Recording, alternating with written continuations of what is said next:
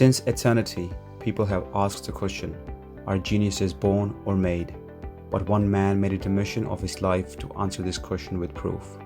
Laszlo Polgar decided to perform an experiment to raise a child as a genius and prove to the world that hard work beats talent in the long run.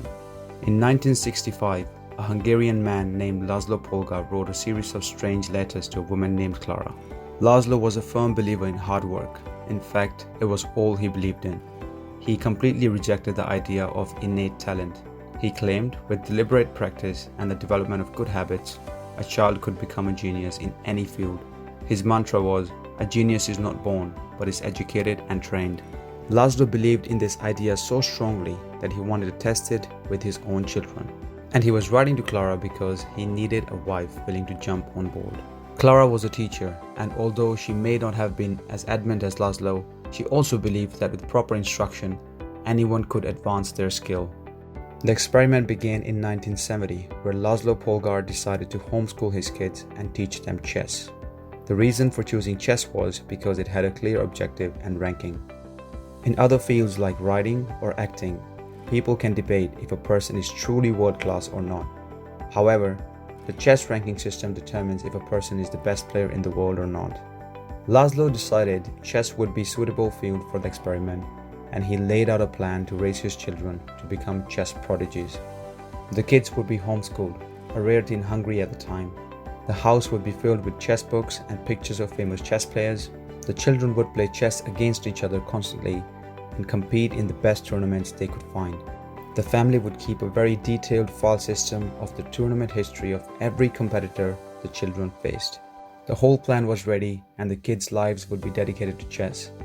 Laszlo married Clara, and within a few years, the Polgars were parents to 3 young girls, Susan, Sophia, and Judith. Susan, the oldest, began playing chess when she was 4 years old. Within 6 months, she was defeating adults. Sophia, the middle child, did even better. By 14, she was a world champion, and a few years later, she became a grandmaster. Judith, the youngest, was the best player of all. By age 5, she could beat her own father. At 12, she was the youngest player ever listed among the top 100 chess players in the world. At 15 years old, she became the youngest grandmaster of all time, younger than Bobby Fischer, the previous record holder. For 27 years, she was the #1 ranked female chess player in the world. The childhood of the Polgar sisters was atypical, to say the least. And yet, if you ask them, they claim their lifestyle was attractive and even enjoyable.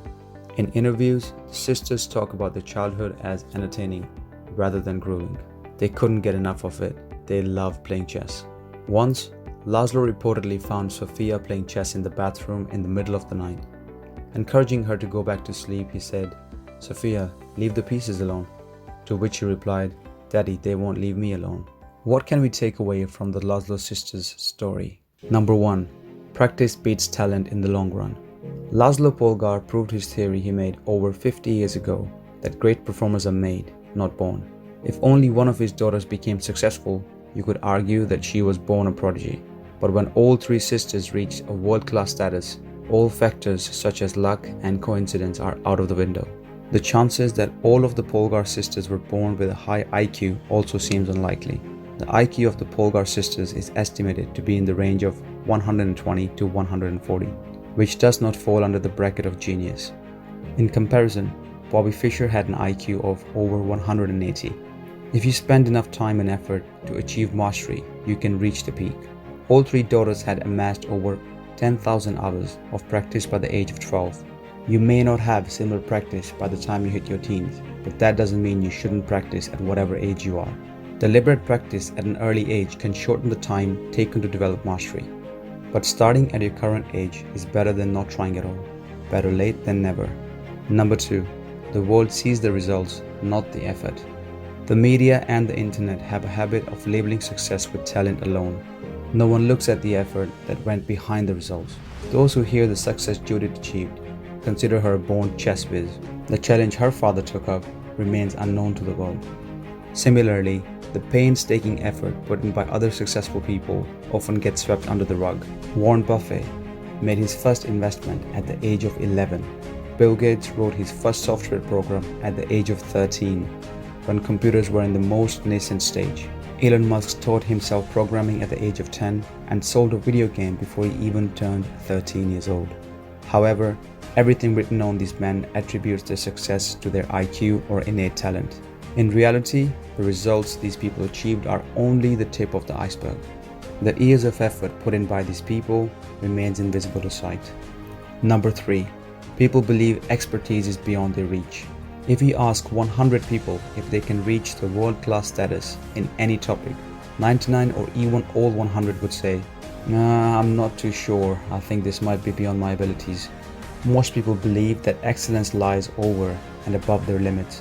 You might assume such mastery is open only to others and not to yourself. The truth is, you can be the best in the world if you put in enough effort, time, and right practice. Quite often, our mental flaws prohibit us from reaching our own full potential. Number 4. Mastery requires effort and interest. If you try to become a Laszlo Polgar and attempt to make your kid a grandmaster in chess, you will succeed only if your child shows interest. Laszlo managed to make all 3 of his daughters hooked to chess. Without such conviction, the daughters would not have put in enough energy into gaining expertise. They wasted no time on unnecessary activities. Laszlo says, "I just set things into the motion and they did the rest on their own." You can achieve mastery over any subject by putting in years of practice, but the subject has to pique your interest and make you spring out of the bed each morning. If not, you will not put in the required number of hours into practice and learning. Effort and passion together make mastery possible.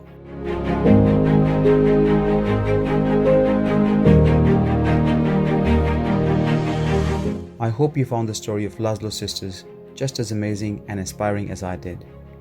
I will be making further videos on motivation, success, and self-improvement, so subscribe to not miss out on anything. Please like and leave good or bad feedback in the comment section below. Thank you for watching.